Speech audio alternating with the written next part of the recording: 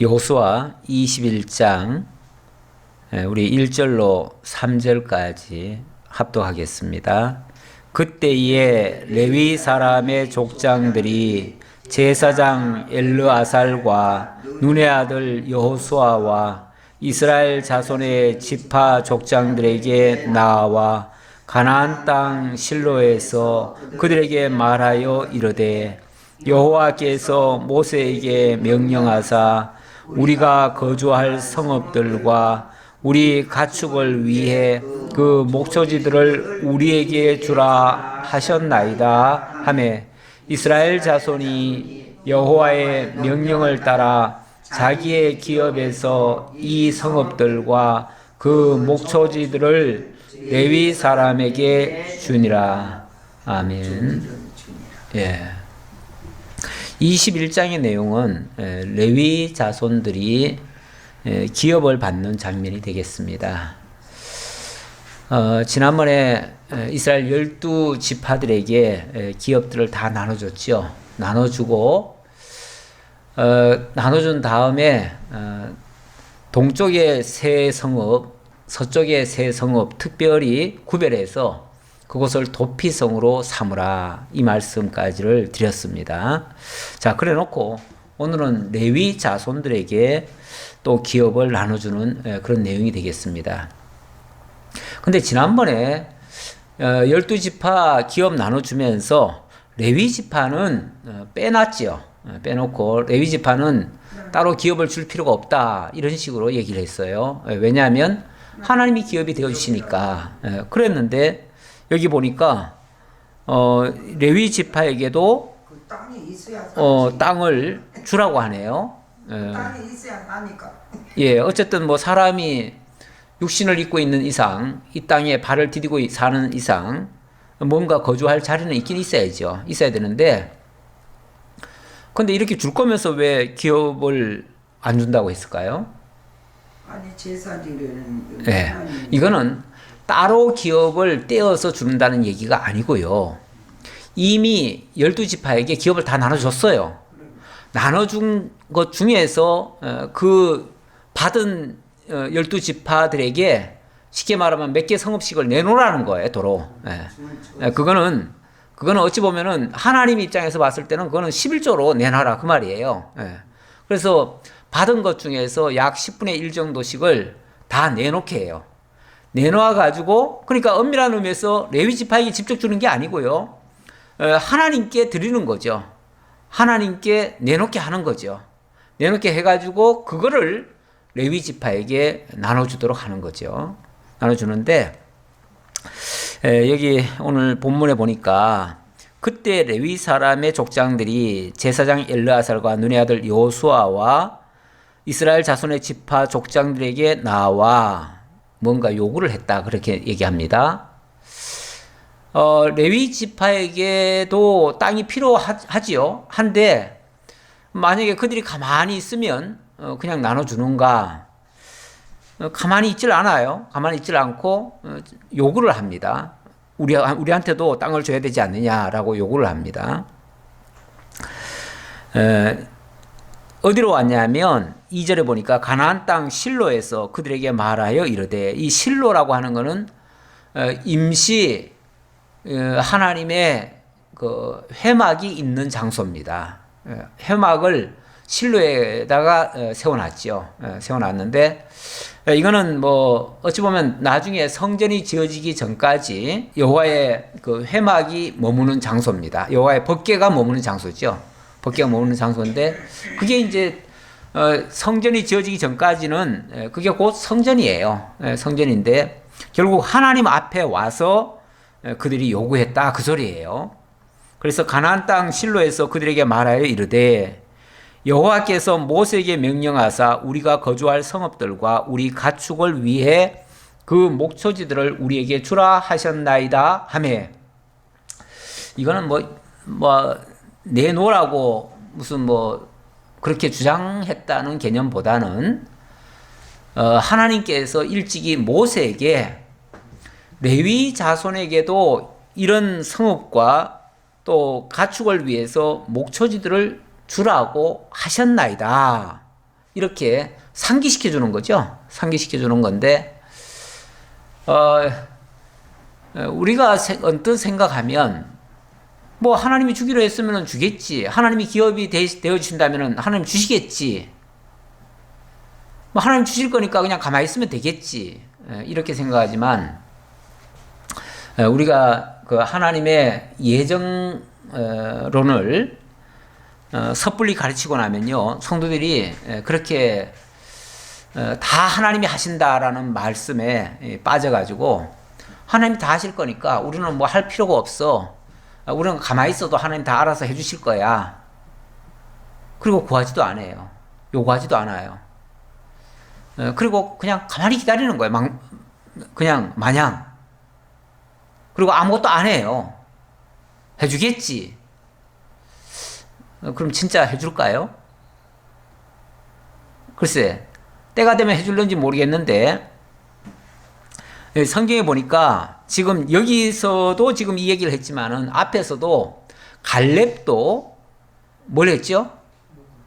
네, 자기 땅 달라고 요구를 했어요. 또 에브라임 자손들도 자기 땅 달라고 요구를 했어요.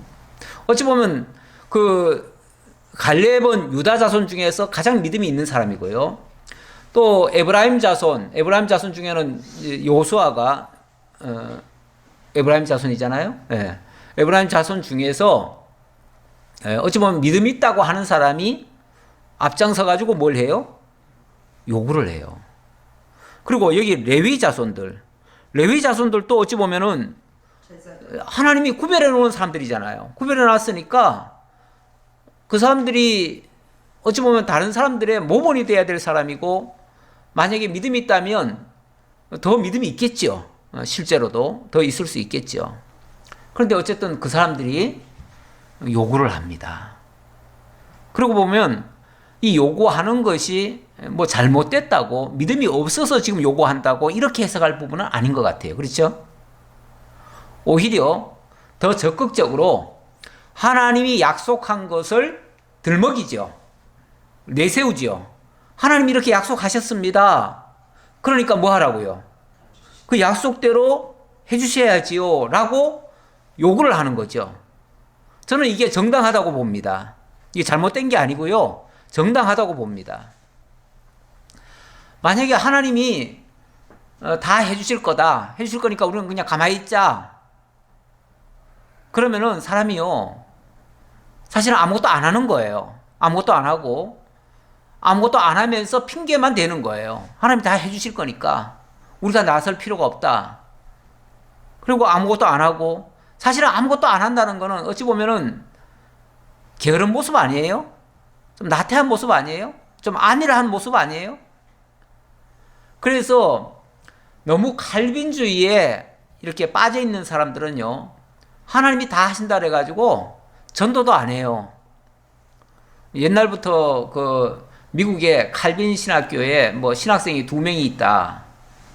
왜 2명이냐 그러니까 하나님 보내주실 자면 다 보내줄 건데 뭐하러 우리가 신학생 모집하냐고. 그래서 모집도 안 했대요. 모집도 안 하니까 아무도 모르고, 아무도 모르니까 아무도 안 오죠. 어떻게 안 사람은 어떻게 소개로 왔는지 모르겠는데 2명이 있다고, 그런 말이 옛날에 제가 들은 바가 있어요. 다시 말하면 이 칼빈주의 예정론 잘못 배워놓으면 아무것도 안 한다는 거죠. 사람이 아무것도 안 하고, 그리고 다 핑계는 하나님께 대고, 하나님이 하게 하셔야지 뭐. 하나님이 하게 안 하시면 우리가 뭐 할 게 뭐 있나? 그리고 하나님이 안 하시면은 우리가 한다고 또 되나? 그러니까 아무것도 안 하고 그냥 지키고만 있다는 거죠. 그럼 과연 그게 옳은 건가? 진짜 그게 믿음 좋아서 그러는 건가? 아니라는 거죠. 우리 에스겔 선지자가 그런 말을 했어요. 에스겔 선지자가 36장 37절에 나 주 여호와가 말하노라. 그래도 이스라엘 족속이 이와 같이 자기들에게 이루어 주기를 내게 구하여야 할지라. 하나님은, 에스겔이 늘 강조하는 부분이 뭐죠? 나 여호와는 말하고 이루느니라. 하나님은 말씀하시고 말씀대로 이루시는 분이래요. 그래서 여호와래요. 그래서 하나님은 당신이 말씀하신 것을 다 이루신대요. 하지만 뭐 하라고요? 구하라고요. 하지만 구하래요. 아니 하나님이 말씀하시고 하나님이 다 하신다며요. 근데 왜 우리가 뭐하러 구해요? 우리가 안 구한다는 것은요, 우리가 하나님의 뜻을 모를 수도 있고요, 아예 생각도 안 할 수도 있고요. 생각도 안 하면은, 생각도 안 하는 일이 이루어지면은 그 일이 하나님이 해주신 건지를 알까요, 모를까요? 모르죠. 우연히 됐을 수도 있고요. 그거는 하나님과 상관없이 자기도 생각지도 않았는데 그냥 된 거예요. 생각지도 않은 것이 돼버리면요, 그거는 글쎄요, 고마울까요? 물론 고마울 수도 있겠죠. 갑자기 뭐 하늘에서 벼락이 떨어졌다. 아, 벼락이 아니라 돈다발이 떨어졌다. 아, 그러면 고마울 수도 있겠죠. 그러나 누구한테 감사하죠? 아니 하늘에서 그냥 떨어졌는데 감사할 대상도 없잖아요. 그냥 횡재했다 이렇게만 생각하죠. 횡재했다. 네. 그런데 예를 들면 누가 주기로 약속이 돼 있다. 그런데 그때에 내가 그것을 기억하고 그걸 바라고 있었다. 그랬는데 그가 진짜 줬다. 그러면 누가 준 거죠? 그 사람이 준 거죠. 그 약속한 사람이 준 거죠. 그러면 그 사람에 대해서 감사해요, 안 해요? 감사하지요. 그리고 그것도 기대하도 하고요. 그 은혜에 또 감사하고요. 이런 결과가 나오지요. 그런 의미에서의 기도하라는 거예요. 기도를 해야 이루어진다가 아니라 하나님이 약속했으니까 기도하라는 거예요. 그러면은 기도하고 나서 이루어지면 그게 하나님이 해주셨다는 것을 기억하게 되고, 그래서 하나님께 영광을 돌리게 되고 하나님의 은혜로 깨닫게 된다는 거죠. 그래서 하나님이 말씀하신 대로, 약속하신 대로 이루어주신 것을 깨닫고 더 감사하고 나의 믿음이 또 한 단계 더 올라가고 이렇게 되어진다는 거죠. 그래서 하나님이 약속하신 것은 우리로 하여금 구하라는 것이 하나님의 또 뜻이에요. 예. 하나님이 약속했으니까 우리는 안 구해도 된다가 아니에요. 메시아를 보내주겠다고 하나님이 약속했잖아요. 메시아를 보내주겠다고 약속했는데 구약 성도들이 그 메시아가 오기를 간절히 기대하고 메시아가 오시옵소서 하고서 메시아를 보내달라고 그렇게 간구를 했습니다. 그 예수님 오시기 바로 직전에 그 시몬이나 그 안나 선지자가 있잖아요. 그 선지자가 매일같이 성전에서 하나님을 향해서 기도를 했습니다. 무슨 기도를 했냐면 메시아를 보내달라고 계속 기도를 했어요. 기도했는데 드디어 어린 아기 예수가 그 성전을 들어온 거예요. 들어오니까 그 시몬과 그 안나가 그걸 보면서 하나님께 감사를 드립니다. 감사를 드리면서 하나님께서 이제야 저를 놓아주시니, 이 메시아를 보고 저를 이제 놓아주시니 너무 감사합니다 하고서 그 감사 기도를 또 드립니다. 그러니까 메시아가 올 때까지 오기를 간절히 구하면서 계속 기도를 했고, 또 메시아가 오셨을 때에 그 메시아를 알아보고 또 하나님 앞에 감사했다 그 말이에요. 그러니까 하나님이 약속하신 것은 우리가 간구를 해야 잊지를 않는 거예요. 근데 간구할 필요도 없다, 기도할 필요도 없다, 생각도 할 필요 없다 그러면요 다 잊어버려요. 잊어버리면 생각도 안 하는 사이에 무슨 일이 이루어져도 정말 그 약속대로 이루신 것인 줄을 모르게 돼요. 그러면 정작 하나님이 하셨다는 사실조차 몰라요.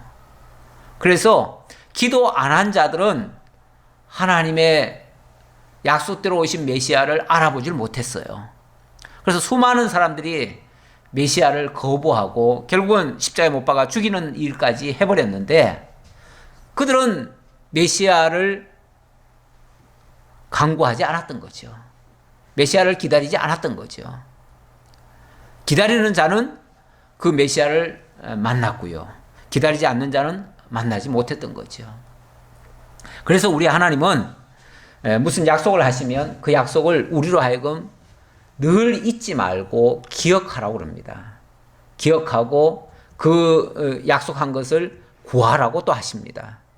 그래서 구한 것을 얻게 되어지면 정말로 하나님이 주신 것인 줄을 알게 되는 거예요. 그렇지 않으면요, 우연히 일어난 줄 알아요. 우연히 일어난 거는 감사함도 없어요. 귀한 줄도 몰라요. 3절입니다. 이스라엘 자손이 여호와의 명령을 따라 자기의 기업에서 그 이 성읍들과 그 목초지들을 레위 사람에게 주니라. 그래서 일단은 뭐 제사장들에게 내놔가지고 그걸로 하여금 주게끔 그렇게 했겠죠. 그렇게 했다 그럽니다. 하는데 그것도 그냥 막 주는 건 아니고요. 그 다음에 이제 자세히 어떻게 줬는가가 설명이 되어지는데 4절부터 보니까 그핫 가족을 위하여 제비를 뽑았는데 레위 사람 중 제사장 아론의 자손들은 유다 지파와 시므온 지파와 베냐민 지파 중에서 제비 뽑은 대로 13성읍을 받았고 그핫 자손들 중에 남은 자는 에브라임 지파의 가족과 단 지파와 므낫세 반 지파 중에서 제비 뽑은 대로 10성읍을 받았으며 자 일단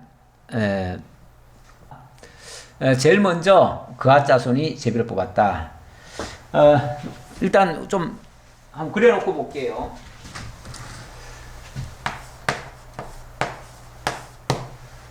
레위에게는 원래는 네 아들이 있죠.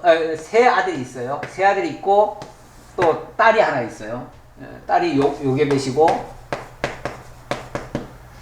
아들 중에서는 게르솜, 고핫, 무라리. 그래서 주로 이 세 아들이 기업을 받게 되어집니다. 받게 되어지는데, 그런데, 그리고 이제 요 고핫 자손 가운데서는,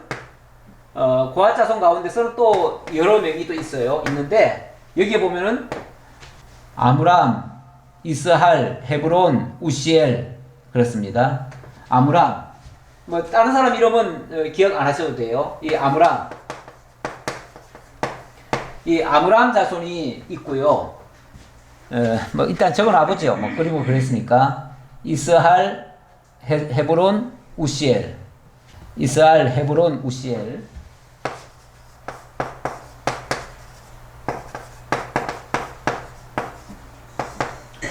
이렇게 네 아들이 있는데 네 아들 중에서 요 아므람의 자손들이 누구냐면은 모세, 아론,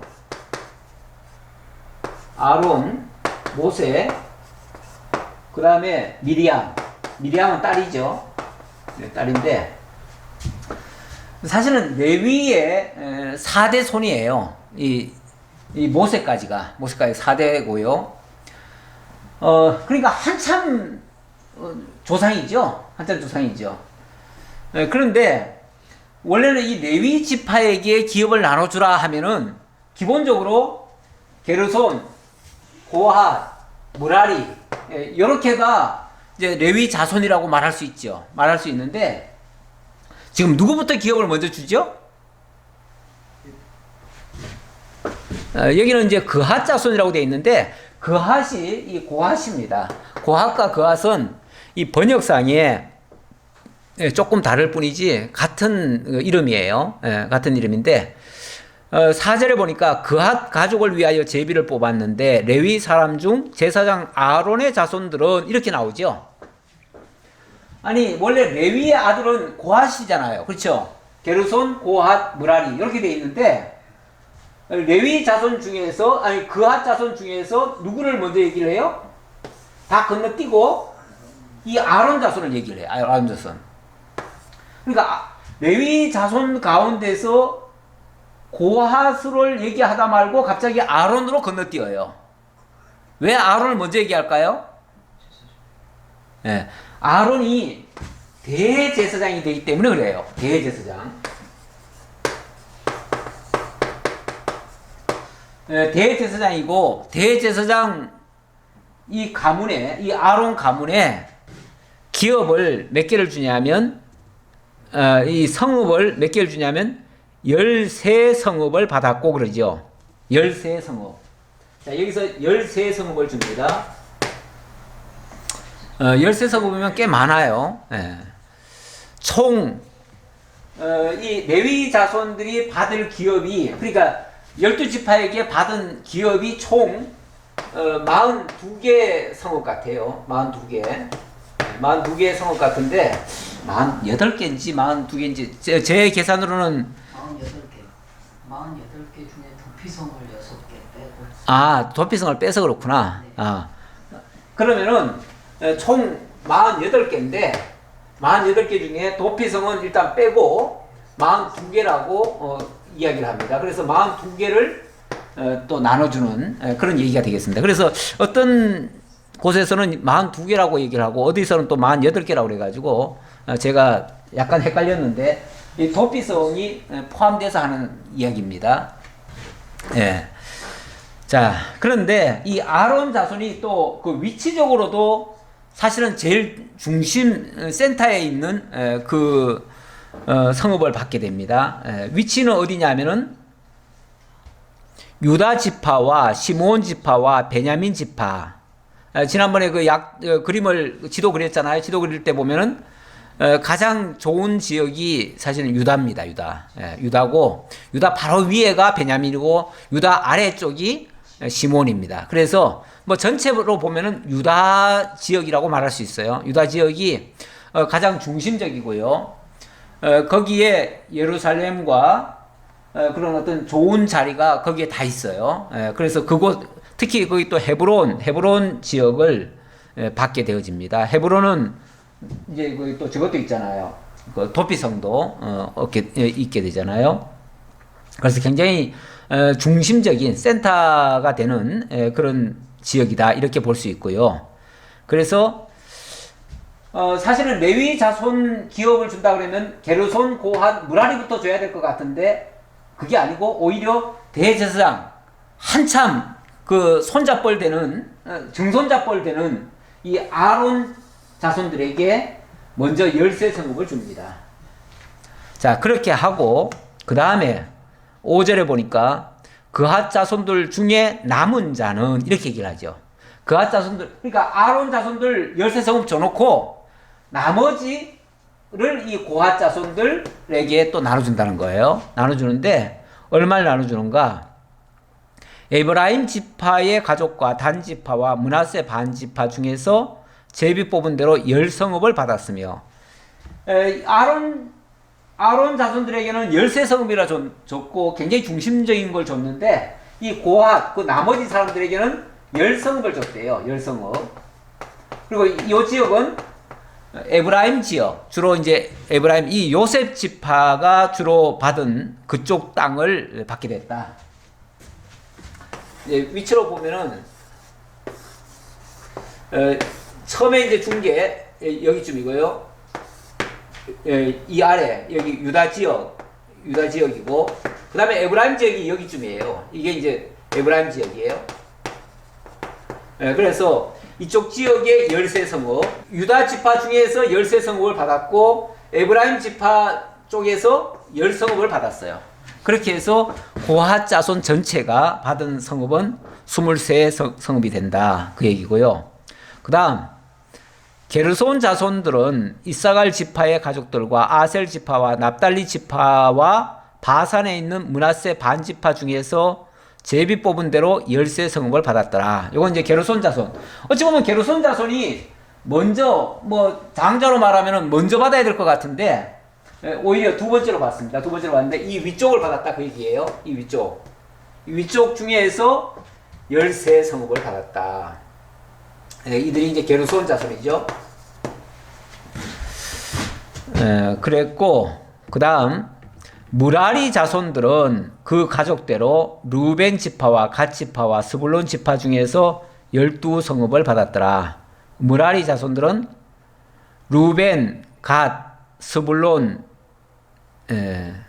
루벤, 갓, 스불론 지파라 그러면은 이 동쪽과 요즘 북쪽의 일부 그렇게 되겠죠. 예. 거기를 이제 무라리 자손들이 받았다. 예, 받았는데 여기는 12성읍이요? 예, 12성읍 받았더라. 12개. 자, 요렇게 받았다는 얘기입니다. 그 다음 8절 여호와께서 모세에게 명령하신 대로 이스라엘 자손이 제비 뽑아 레위 사람에게 준 성읍들과 그 목초지들이 이러하니라. 유다 자손의 지파와 시므온 자손의 지파 중에서는 이 아래에 기명한 성읍들을 주었는데 레위 자손 중 그핫 가족들에 속한 아론 자손이 첫째로 제비 뽑혔으므로 아낙의 아버지 아르바의 성읍 유다 산지 기럇 아르바 곧 헤브론과 그 주위의 목초지를 그들에게 주었고.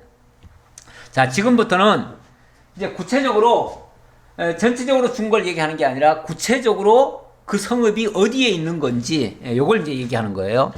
얘기하는데 제일 먼저 유다 자손에게서 이제 이 아론 자손들에게 줬는데 거기서는 11절 아낙의 아버지 아르바의 성읍 유다 산지 기럇 아르바 곧 헤브론과 그 주위의 목초지를 그들에게 주었다.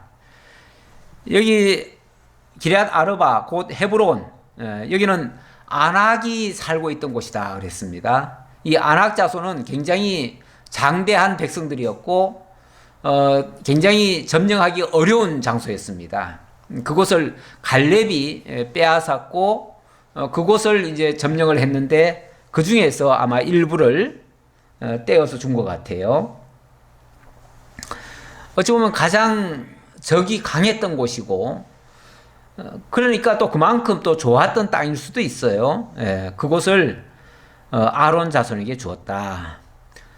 그리고 또 얏딜과 그 목초지와 에스드모아와 그 목초지와 홀론과 그 목초지와 드빌과 그 목초지와 아인과 그 목초지와 유다와 그 목초지와 베세메스와 그 목초지이니 이 두 지파에서 9성읍을 냈고 또 베냐민 지파 중에서는 기브온과 그 목초지와 게바와 그 목초지와 아나돗과 그 목초지와 알몬과 그 목초지 곧 4성읍을 냈으니 제사장 아론 자손의 성읍은 모두 13성읍과 그 목초지들이었더라.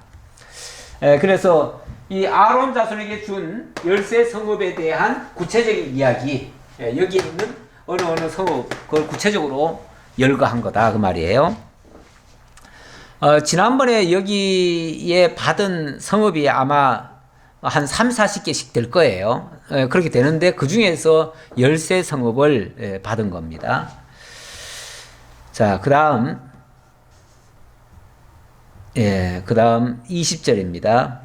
레위 사람인 그핫 자손 중에 남은 자들의 가족들 곧 그핫 자손에게는 제비 뽑아 에브라임 지파 중에서 그 성읍들을 주었으니 곧 살인자의 도피성 에브라임 산지 세겜과 그 목초지요 또 게셀과 그 목초지와 깁사인과 그 목초지와 베토론과 그 목초지이니 4성읍이요 또 단지파 중에서 준 것은 엘드게와 그 목초지와 기쁘동과 그 목초지와 아얄론과 그 목초지와 가드람민과 그 목초지이니 4성읍이요 또 므낫세 반지파 중에서 준 것은 다낙과 그 목초지와 가드림몬과 그 목초지이니 2성읍이라.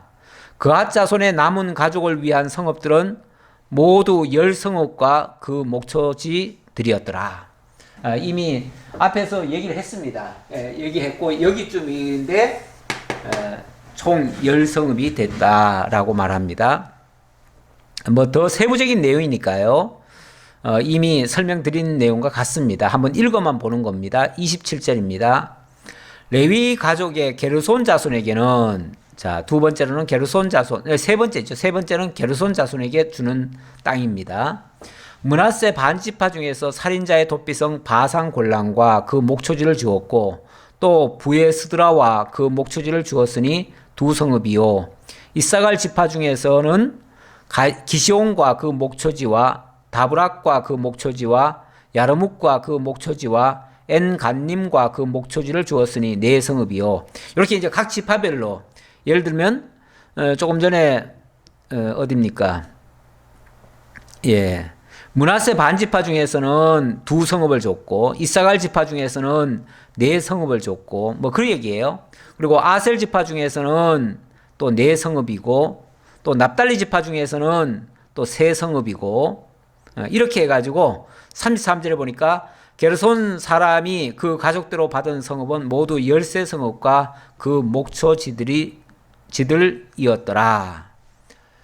이렇게 해서 게르손 자손도 13성읍을 받았다라는 말씀입니다. 그 다음 34절 그 남은 레위 사람 무라리 자손의 가족들에게 준 것은 스불론 지파 중에서 용르암과 그 목초지와 가르다와 그 목초지와 딥나와 그 목초지와 나할랄과 그 목초지니 4성읍이요. 예, 무라리 자손에게는 스불론 지파 중에서 4성읍을 받았고요. 자, 그 다음 르벤 지파 중에서는 또 37절 끝에 보니까 4성읍이요. 또 갓 지파 중에서는 갓 지파 중에서 준 것은 살인자의 도피성 길랏 라목과 그 목초지요. 또 마하나임과 그 목초지와 헤스본과 그 목초지와 야셀과 그 목초지니 모두 4성읍이라. 이쪽은 이제 다 동쪽이에요. 동쪽. 길랏 라못은 여기쯤인데 이 동쪽에 이제 스불론 지파, 갓 지파, 루벤 지파, 갓 지파, 스불론 지파는 이쪽에 있죠. 같은 자손이라고 해가지고 같이 한 동네에 살게 하는 게 아니고요. 그냥 각 지파가 여기서도 주고 저기서도 주다 보니까 같은 자손이라도 한 곳에 모여 살지를 못해요. 이 레위 자손에게 주어지는 이 기업은요, 어찌 보면 다 얻어서 주는 거니까, 그렇죠? 받아서 각 지파에서 뭐 3개, 4개, 2개 뭐 이렇게 이제 주는 거대로 받다 보니까 동쪽에 갈 수도 있고 서쪽에 갈 수도 있고 그래요. 그렇죠? 예. 그런 거를 이제 좀 눈여겨 보시기 바랍니다. 예. 자, 이렇게 해서 40절에 보니까 이는 레위 가족의 남은 자 곧 무라리 자손이 그들의 가족대로 받은 성읍이니 그들이 제비 뽑아 얻은 성읍이 12성읍이었더라. 자, 이게 각각 쉽게 말하면은 각 지파에서요, 뭐 어느 지파는 2개 성읍을 내놓고 어느 지파에서는 3개 성읍 내놓고 어느 지파는 4개 성읍 내놓고 이렇게 내놓은 거예요. 각각 내놓으니까 그거를 자 우선 무라리 자손은 어느 쪽을 택할까 하고 이제 제비를 뽑은 거죠. 뽑다 보니까 하나는 여기에 걸리기도 하고 하나는 저쪽에도 걸리기도 하고 막 이렇게 걸리는 거예요. 같은 무라리 자손이라도 동쪽에도 있고 서쪽에도 있어요. 이런 식으로 완전히 다 따로 떨어져 있어요. 어쨌든 자기네들이 원해서 가는 게 아니고 제비 뽑아가지고 걸린 대로 가는 거예요. 걸린 대로 가는데 이것도 지나놓고 보니까 이것도 하나님이 약속하신 대로 된 거예요. 그 얘기는 제가 조금 이따 다시 설명드릴게요. 41절 레위 사람들이 이스라엘 자손의 기업 중에서 받은 성읍은 모두 48성읍이요. 또 그 목초지들이라. 그러니까 성읍이 있으면 성읍 가쪽으로 아무래도 이제 좀 목초지들이 좀 있지요. 있어가지고 성 안에는 사람들이 살고 성 밖에는 이 뭐 짐승들이 먹이로 쓸 수 있도록 이렇게 살게 하는 거죠. 이 각 성읍의 주위에 목초지가 있었고 모든 성읍이 다 그러하였더라. 모든 성읍은 성과 목초지로 이렇게 구성되어 있다 그 말이죠. 자, 그 다음 43절은 이제 결론적인 이 부분에 대한 결론적인 내용입니다. 여호와께서 이스라엘의 조상들에게 맹세하사 주리라 하신 온 땅을 이와 같이 이스라엘에게 다 주셨으므로 그들이 그것을 차지하여 거기에 거주하였으니. 자, 어떻게 했다고요? 여호와께서 이스라엘 조상들에게 맹세하사 주리라 하신 온 땅을 이와 같이 이스라엘에게 다 주셨다. 하나님의 약속에 어긋남이 있다 없다? 없다 그 말이죠. 하나님의 약속하신 거에 어긋남이 하나도 없다. 왜냐하면 하나님이 주시겠다 하신 대로, 내가 주마한 대로 다 주셨다고 말이에요. 이스라엘 12지파에게 일단 먼저 다 주셨고, 그 다음에는 또 레위 자손들에게도 다 주셨다. 그래서 일단은 하나님이 주시겠다고 한 것을 안 준 것은 없다. 물론 그 과정에 덜 정복하고 나눠준 거는 있죠. 그렇죠? 그런 거는 있어요. 그런 거는 왜 그렇게 했다고요? 예, 더 힘써서 정복하라고. 그러니까 하나님께서 일을 그러니까 하게 하시는 거예요. 예, 하나님이 주신다고 해가지고 가만히 앉아있고 그냥 막 다 안겨다 주는 것이 아니고, 하나님 주시기로 했으니까 나는 드러누워 있어도 뚝 떨어질 거다 이렇게 생각하게 하시는 것이 아니고, 하나님이 주시겠다고 한 것을 그 사람들로 하여금 바라보게 만들고 소망하게 만들고 기도하게 만들고, 그래서 또 때에 따라서는 요구하게도 만들고, 그래가지고 하나님이 다 주셨다 그 말이에요. 다 주셨는데, 물론 주시는 과정에서는 제비를 뽑아 주었으니까 그건 뭐 사람이 정한 게 아니죠. 제비라고 하는 거는 사람이 뽑기는 제비를 뽑으나 그 일을 작정하시는 것은 누구에게 있다? 여호와께 있느니라 그랬잖아요. 예. 그랬으니까 제비라고 하는 건 철저하게 하나님의 주권을 얘기한 거예요. 하나님 주권대로 주셨다 그 말이에요. 그리고 여호와께서 그들의 주위에 안식을 주셨으되 그 조상들에게 맹세하신 대로 하셨으므로, 자, 그리고 그들의 주위에 또 안식도 주셨대요. 땅을 주셨는데 그 주신 땅을 만약에 정복을 다 하지 못하면 뭐가 되죠? 계속해서 불편함이 계속 있죠. 계속 불편함이 있는데, 안식을 다 주셨다는 말은 어느 정도는 정복을 하게 했다 그 얘기예요. 정복을 하게 했다. 그래서 그 땅을 차지할 수 있게 했다. 이것이 그 조상들에게 맹세하신 대로 하셨다. 결국 이 모든 일들은 하나님이 약속하신 대로 됐다. 근데 왜 레위 자손들에게는 이렇게 복잡하게 해요? 또 이렇게 말할 수 있잖아요. 이렇게 말할 수 있는데, 레위 자손들에게 이렇게 땅을 어찌 보면 갈기갈기 찢어준 거나 마찬가지예요. 레위 자손에게는. 한 군데 모아주지 않았잖아요. 찢어준 거나 마찬가지인데, 그것도 하나님이 조상들에게 맹세하신 대로 한 거래요. 레위 자손이 전국에 다 흩어져 가지고 사는 것도 맹세하신 대로 된 거래요. 우리 한 가지만, 한 군데만 한번 좀 찾아볼까요? 창세기 아마 49장일 겁니다. 49장에 보면 레위 자손에 대한 예언이 있습니다. 5절부터 볼까요? 그냥 7절 볼까요? 7절 봅시다. 그 노여움이 혹독하니 저주를 받을 것이요 분기가 맹렬하니 저주를 받을 것이라. 내가 그들을 야곱 중에서 나누며 이스라엘 중에서 흩으리로다. 5절에 시므온과 레위는 형제요 그들의 칼은 폭력의 도구로다. 그러면서 이 레위에 대해서 사실은 좋게 예언하지 않았어요. 좋게 예언이 되지 않았어요. 그들의 칼은 폭력의 도구래요. 쉽게 말하면 레위 지파는 뭐 쓴다? 칼을 쓰는 자들이다 그 얘기예요. 그러면서 그들은 노여움이 혹독하니 저주를 받을 것이요 분기가 맹렬하니 저주를 받을 것이다. 그래서 그들을 야곱 중에서 나누며 이스라엘 중에서 흩으리로다 이렇게 얘기를 했어요. 레위한테는 사실은 굉장히 안 좋게 표현한 거예요. 그렇죠? 이 말을 왜 이렇게 했죠? 그 이유는 이 레위 자손이 칼로 세겜성에 있는 모든 남자들을 다 죽여버렸어요. 칼을 쓴 거예요. 그것 때문에 이 야곱이 굉장히 그 자기 삶에 있어서 가장 두려운 일을 만났어요. 그들의 보복이 올까봐 굉장히 두려워 떨었고, 그래서 레위에 대해서 사실은 좋게 생각 안 했어요. 그래서 자기 입에서 말이 나왔는데 무슨 말이 나왔냐면 이런 저주 같은 말이 나왔어요.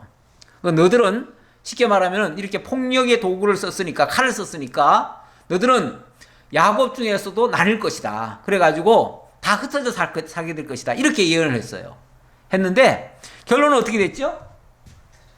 결론은 레위 자손이 칼잡이가 된 거예요. 무슨 칼잡이요? 그렇죠. 바로 제사장이 된 거예요. 제사장이 하는 일이 뭐예요? 제사장이 하는 일이 매일같이 소잡고 양 잡는 일이에요. 칼 가지고. 그러니까 우리나라는 옛날에 제일 그 직업으로 따지면 제일 아래에 있는 직업, 뭐 직업이라고 해야 되나요? 그런 직업을 뭐라고 그랬어요? 네, 백정. 또 망나니도 사실은 그런 거죠. 네, 그래서 칼을 쓰면서 어찌 보면 맨날 소 잡고 양 잡아가지고 우리나라는 주로 이제 소 잡고 돼지 잡고 이런 걸 잡았죠. 이런 걸 잡았는데 그런 거 잡는 일을 했지요.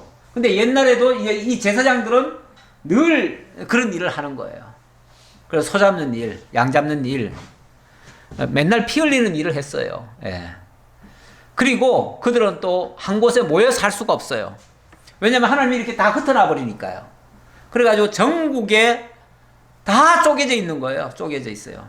예. 그것도 어느 지파에 딱 모여 있는 게 아니고 다 각기 어느 지파마다 그냥 2개 성읍, 3개 성읍 주니까 거기 나눠가지고, 심지어는 무라리 자손 같은 경우는 완전히 동쪽과 서쪽으로 나눠가지고 절대 뭐 가까이 가지도 못하도록 이렇게 만들어 놨어요. 같은 한 집안인데 완전히 다 흩어져 사는 거예요.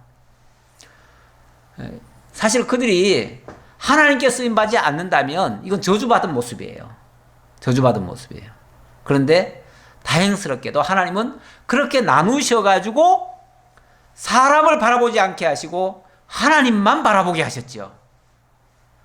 그래서 그 뒤에도요, 이 제사장들에 대해서는 하나님이 여러 가지로 아주 특별하게 말씀하신 부분이 많아요. 예를 들면 다른 가족들 같으면은 다 가족 간에 서로 화목하고 서로 친절하게 지내고 서로 도와주고 이렇게 하기로 돼 있잖아요. 근데 레위 자손은 그걸 못해요. 심지어는 가족이 죽어도, 아버지가 죽어도 슬퍼할 수도 없어요. 이거 굉장히 매정한 얘기 아니에요? 예. 왜냐하면 제사장이 하나님 앞에 서야 될 자가 사사롭게 개인적인 그 가족의 죽음에 머리를 풀고, 옛날에 이제 상복을 입고 죄인의 표시로 그렇게 해야 되거든요. 원칙은 해야 되는데 그런 걸 못하게 해요. 레위인들은 그걸 못하고 오로지 하나님 앞에만 서는 거죠. 그렇게 하도록. 그러니까 어찌 보면 인간적으로 보면은 저주받은 모습이에요, 그게. 그런데 그게 이제 하나님 앞에 전적으로 헌신하기 위해서 그렇게 하시는 거예요. 그래서 레위인들은 또 다른 말로 하면 하나님께 바쳐진 자들이 되는 거예요. 바쳐진 자들. 그래서 때로는 아버지도 몰라라 해야 되고요, 가족들도 몰라라 해야 되고요, 심지어는 누가 죽었는데 그 상복을 입었어도 안 돼요. 시신을 가까이 해도 안 돼요. 그렇게까지 어찌 보면 매정하게 그런 역할을 해야 되는데, 그게 하나님께 바쳐진 자의 모습이에요. 그게 레위 지파의 본 모습이에요. 그래서 좋게 말하면은 하나님께 바쳐진 자니까 얼마나 거룩하고 얼마나 참 좋겠는가 이렇게 생각도 들지만, 인간적으로 보면은 제일 정말 참 힘든 일이에요. 힘든 일. 그래서 레위 지파가 하는 일이 제일 힘든 일이고, 왜냐하면 레위 지파는요, 결국은 백성들을 대신해서 하나님께 바쳐진 자들이 돼야 되거든요. 그러니까 온전히 희생하고 섬기는 일을 하는 자들이에요. 어찌 보면 신약 시대에 너희는 왕 같은 제사장들이요, 이런 표현을 쓰셨는데, 이 신약교회의 성도들은 어찌 보면 우리가 하나님께 헌신한 자들로서 왕 같은 그 지위를 얻었지만, 지금은 이제 자원해서죠. 자원해서 억지로 하라는 건 아니지만은 자원해서 정말 하나님을 섬기고 하나님의 택한 백성들을 섬기는 일을 하게 하려고 왕 같은 제사장 사역을 하게 하시죠. 하셨는데, 지금은 뭐 저주 차원에서 하는 건 아니죠. 그게 구별됐다는 의미죠, 지금은.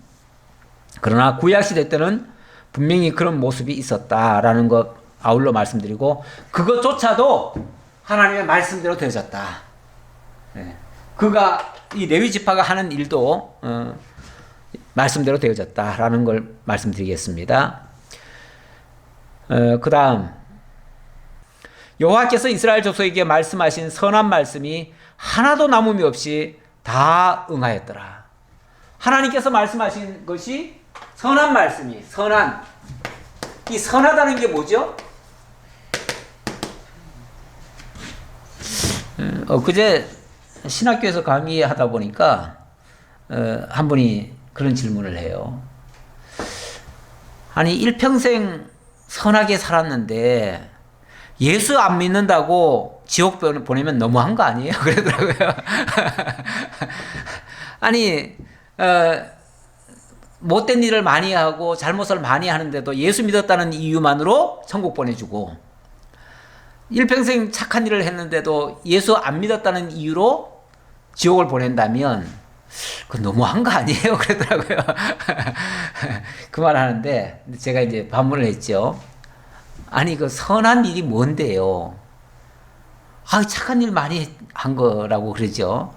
그 착한 일이 그게 정말로 남을 위해서만 그렇게 했을까요? 자기를 위한 거 아닐까요? 제가 그렇게 반문을 했어요. 네. 사람들은 세상을 위해서 뭐 많은 사람들을 위해서 하지만은 자기 이름을 높이려고, 자기 영광을 얻으려고, 자기 만족을 위해서 이렇게 하는 일도 참 많아요. 네. 그게 진짜 그게 선이라고 하는 거는 어찌 보면 선하다고 하는 거는 도덕적 기준에서의 선이죠. 그런데 진짜 선한 기준은 하나님의 기준이에요. 하나님의 기준이라야 선이에요. 이 선이라고 하는 거, 이 세상에서의 선이라고 하는 건요, 원래 나라마다, 민족마다, 문화마다 다 틀려요. 그래서 뭘로 선을 정하겠어요? 그거는 그 사회에서만 그걸 선이라고 여기겠죠. 하지만 다른 나라에 가면은 그건 선이 아니에요. 이미 그거는 틀린 거예요, 그거는. 그래서 우리나라 방식대로 외국 가서 인사하다가 뺨 맞고 심지어는 사형까지 당할 수도 있어요. 예. 우리나라식으로 우리는 뭐 여자들하고도 악수하고 하잖아요. 외국 가서 그랬다가는 큰일 나요. 예. 이거 다 달라요. 악수 안 해요? 악수하다가 들어가는 데도 많아요. 그러니까 그거는 나라마다 다 틀리기 때문에 이 절대 기준이 없다 그 말이에요. 이 세상에서는. 기준이라고 하는 거는 하나님의 기준인데, 하나님의 기준이 뭐예요? 예수 안 믿는 게 하나님의 기준은 하나님이 살아계시고 하나님이 이 모든 걸 지으셨기 때문에 그 하나님을 인정해야지요. 그 하나님을 인정하고 그 하나님이 보내신 자 그리스도를 믿는 것이 하나님의 일이라고 했잖아요. 그러니까 그게 어찌 보면 절대 선이에요. 하나님이 기뻐하는 일이 선이에요. 그런데 이 세상에서 아무리 착한 일을 했어도 그거는 그쪽에서만, 세상에서야 그건 인정받잖아요. 여기서 예를 들어서 착한 일을 한다. 아, 그러면 거기서 인정받잖아요. 거기서 상 받잖아요. 그것이 그 선한 일을 한 거에 대한 보상이에요. 그 사람은 그걸로 거기서 인정받은 거예요. 하지만 하나님 앞에서는요, 하나님이 기뻐하는 일하고는 상관없는 일이었어요. 그러니까 하나님은 하나님 나름대로의 기준으로 심판을 하는 거예요. 그리고 아무리 선한 일을 많이 했다고 쳐도, 아니 악한 일이 한 번도 없었을까요? 네. 물론 우리가 고의적으로 그렇게 악한 일을 안 했다 할지라도 우리가 실수로도 많이 할 수 있고요. 어린 애기들도 보니까 그런 욕심 같은 것도 있고요. 그런 거를 그냥 세상에서는 선 개념으로, 아니 그 욕심 있어도 다 사랑의 눈으로 보니까 그걸 나쁘게 안 봐서 그렇지, 그것도 엄밀한 의미에서는 다 죄가 되는 거예요. 그러니까 이 세상에는요, 죄라고 하는 거는 그냥 살면서 저질러지는 게 거의 다 죄예요. 우리는 죄를 물 말아 먹듯이 그냥 먹고 있어요. 그러면서 무슨 착한 일을 했다고 그래요. 그냥 사람 기준에서 봤을 때 비교적 착하다 그런 뜻이죠. 진짜 착한 건 없어요. 그래서 이 세상에서는 모두가 다 악한데 하나님이 하시는 일은 전부 다 선한 거예요. 그래서 하나님의 뜻에 맞는 거, 하나님이 기뻐하시는 거, 그 일에 참여하는 것이 진짜 선한 일이에요. 그런데 하나님이 이스라엘 족속에게 말씀하신 선한 말씀, 하나님 이 선한 말씀이 바로 하나님이 언약하신 거 아니겠어요? 그 언약하신 것이 하나도 남음이 없이 다 응하였다. 하나님이 그러니까 이루어진 모든 일들은 다 하나님 말씀대로 된 거다 그 말이에요. 물론 안 된 거는요. 안 된 거야 아직 하나님 말씀 아직 뭐 하신 거지만 아직 안 이루어졌을 수도 있고요. 자관 되어진 거는 그러니까 결과적으로 되어진 거는 전부 하나님의 뜻대로 된 거다 그런 얘기예요. 우리가 결과를 못 볼 때는 뭔가를 강구하고 그렇게 하지만 결과를 이미 보았다면은 그거는 하나님의 뜻대로 됐다고 다 인정해야 돼요. 우리가 세상에서도 그렇기 때문에 되어진 거 가지고 우리가 잘했니 못했니 따질 건 없어요. 다 하나님 뜻대로 되어졌다라고 인정하고 그렇게 하는 것이 가장 하나님 앞에 합당한 생각이라고 말씀드릴 수 있겠습니다. 자, 오늘 여기까지 말씀드리겠습니다. 기도하겠습니다. 아버지 하나님 감사합니다. 오늘 레위 지파에게 하나님 약속하신 말씀, 선한 말씀이 다 이루어졌다는 사실을 또 증거했습니다. 또 이스라엘 자손에게 하신 말씀도 하나도 빠짐없이 다 이루어졌다고 말씀하셨습니다. 아버지 하나님, 이 세상에 되어지는 모든 일들도 하나님이 기뻐하시는 뜻대로 하나님의 선한 말씀대로 되어지는 줄 저희들이 믿습니다. 그러기에 되어진 것 가지고 우리가 원망하거나 불평하거나 그것 때문에 두려워하거나 또 힘들어하지 않습니다. 늘 하나님께서 주신 것에 대해 감사하고 또 하나님이 약속하신 것을 늘 구하며 하나님이 이루시는 것을 우리 눈으로 또 목도하며 늘 그래서 감사와 찬송을 드리는 그러한 삶으로 이어져 갈 수 있도록 역사해 주옵소서. 함께 주옵심을 감사드렸고 예수님의 이름으로 기도하옵나이다. 아멘.